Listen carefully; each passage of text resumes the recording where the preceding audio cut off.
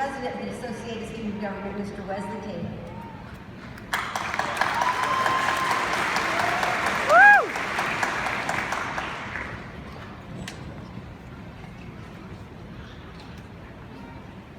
Welcome friends, families, and classmates. I've had the honor and privilege of serving all of you as the CSU-Pueblo Student Body President this past year. I will begin with a quote by Chinese philosopher Lao Tzu. Do the difficult things while they are easy, and do the great things while they are small. A journey of 1,000 miles must begin with a single step. Today, after spending basically the whole of our lives in school, we are graduating college and standing at the doorway to our life's journey. A mix of excitement and trepidation are all the emotions we face today. We have an overall concept of what we want our life to be, or what we eventually want to become, but don't be surprised when you someday find yourself in a completely different space than what you set out for or intended. But that is what you've been trained for. Your college experience has given you the tools that you will need to navigate the ever-changing world that we are all about to embark upon. Don't fear change, embrace it, and encourage it. Perfection is not the goal. Don't be fooled into thinking that perfection is needed to obtain your goals and aspirations. It's all too easy to become fixated on being perfect, but perfection is not the goal. Goals must be measurable and achievable. Perfection can be neither of these. The quest for perfection can lead to a condition known as analysis paralysis.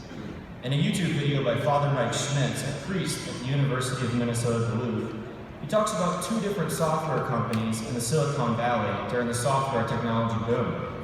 Both companies had a similar product. However, the two companies had completely different business strategies. Company A took a strategy of waiting to release their product until it was perfect, while Company B, on the other hand, put a higher priority on releasing the product to the public, knowing that the software was not quite perfected. Company B's motto was, "Done is better than perfect." Because of this, Company B released their product to the market immediately, knowing that eventually their product would be perfected over time.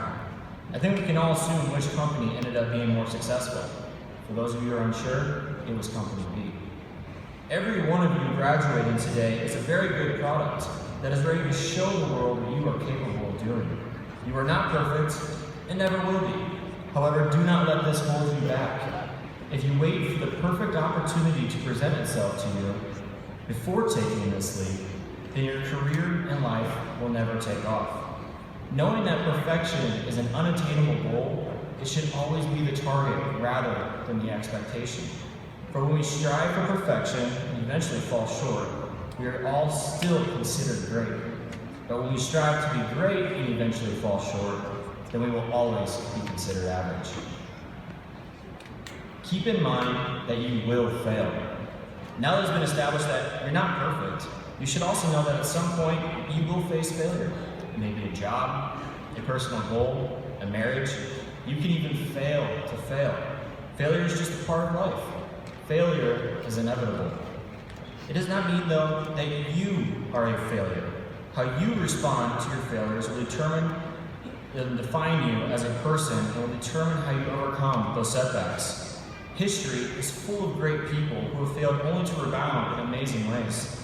We all heard the story of Thomas Edison, who failed more than 1,000 times before eventually creating a light bulb. When asked later on about his failures in the light bulb, his response is as relevant today as it has ever been.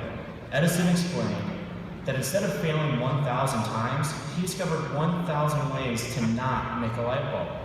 Edison grew with every mistake and eventually achieved his aspirations. This story of failure to success is one of the most famous examples in history. Over the next year, I know many of you will be filling out job applications, excited to finally enter the workforce. You will spend hours upon hours making sure that each cover letter truly represents your talents and achievements, only to get rejected later on. However, you must use this as fuel to apply for the next opportunity. You will encounter rejection and disappointment in your life, but it's your ability to respond to these rejections and failures that will truly represent your future successes. Always be adaptable. So far I've told you that you're not perfect, never will be, and that you're most likely going to encounter failures. This does not sound very promising, does it? But the truth is, you're ready for this. Again, your education here at CSU-Pueblo has more to do with learning how to adapt to change and to use critical thinking skills to solve problems. These are truly the skills that identify you as a member of the pack. When you adapt to the adversity of life, you should never give in to the pressures of what others think your story should be. You might be persuaded into pursuing a storyline that promised great fortune, but it might hate every chapter of it. Money and income should not define us as well. A wise man once said, "If you do something you love, you will never work a day in your life. Don't chase money, but rather choose the path of your passion, and the money will come." That wise man is my father. Throughout the past 4 years in college, you've adapted time and time again. This could be the extreme difference between high school and college, switching schedules every semester, or even working 2 jobs just to pay tuition. However, even though this chapter of your life is done, you must still remain strong. Adaptability is simply a part of life. Own your dash. I say this concept to be last because it's one of my favorite mottos to live by. I first heard it from my high school football coach many years ago. When we die and are buried in a grave, the common practice is to place a gravestone at the burial site. The gravestone is often engraved with 3 distinct aspects: date of birth, a dash, and the date of death.